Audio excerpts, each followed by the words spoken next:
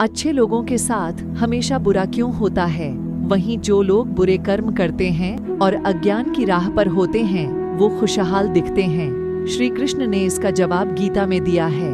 आपने महसूस किया होगा कि जो लोग अच्छे कर्म करते हैं वो परेशान रहते हैं, वहीं जो बुरे कर्म करते हैं वो खुशी से रह रहे होते हैं। अच्छे कर्म करने वाले परेशान होते हैं कि आखिर उन्हें इतनी परीक्षा क्यों देनी पड़ रही है, जबकि जो अधर्म की राह में हैं वो खुश हैं और जिंदगी का लुत्फ उठा रहे हैं। अगर आपके मन में भी ये सवाल आया है तो आज हम आपको इसका जवाब देंगे। ये जवाब वो है जो भगवत गीता में लिखा है और श्री कृष्ण ने अर्जुन को दिया था। भगवत गीता में वर्णित कथा के अनुसार जब भी अर्जुन के मन में कोई दुविधा होती थी तो वो श्री कृष्ण के पास पहुंच जाते थे। एक बार की बात है, अर्जुन भगवान श्री कृष्ण के समीप आकर कहा कि वो दुविधा में हैं और इसका जवाब वो श्री कृष्ण से चाहते हैं। श्री कृष्ण ने पूछा कि क्या सवाल है? अर्जुन ने कहा, मुझे ये जानना है कि अच्छे लोगों के साथ हमेशा बुरा ही क्यों होता है, वहीं बुरे लोग खुशहाल दिखते हैं।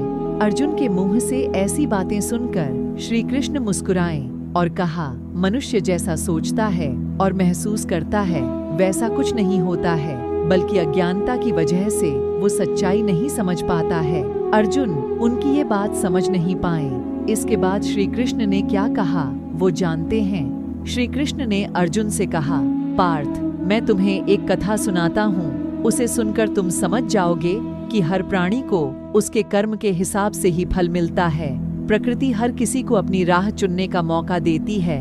अब वो मनुष्य की इच्छा पर निर्भर करता है कि उसे धर्म की राह चुननी है या अधर्म की।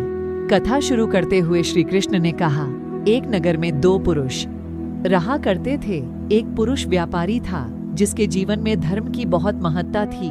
वो पूजा पाठ में यकीन रखता था। वो हर रोज मंदिर जाता था और दान धर्म भी करता था और हर रोज भगवान की पूजा करता था। वहीं दूसरा पुरुष बिल्कुल विपरीत था। वो हर रोज मंदिर तो जाता था लेकिन पूजा करने नहीं, बल्कि मंदिर के बाहर से जूते चप्पल चुराने। उसे दान और धर्म से कोई लेना देना नहीं था।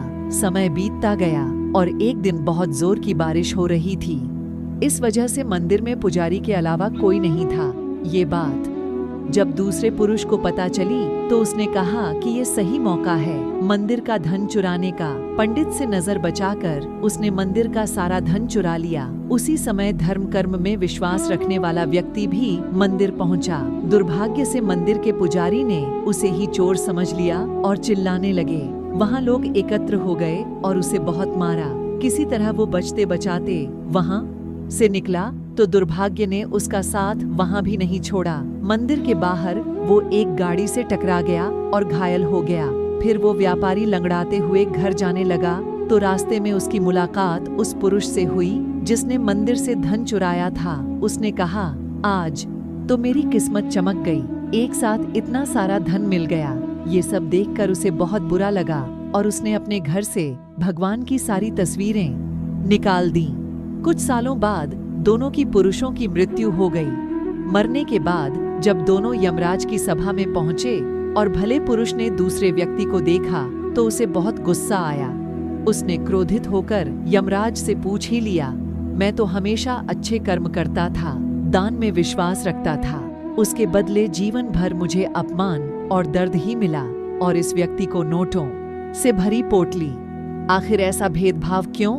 इस पर यमराज ने कहा, पुत्र, तुम गलत समझ रहे हो। जिस दिन तुम्हारी गाड़ी से टक्कर हुई थी वो दिन तुम्हारे जीवन का आखिरी दिन था, परंतु तुम्हारे अच्छे कर्मों की वजह से तुम्हारी मौत सिर्फ एक छोटी से चोट में बदल गई।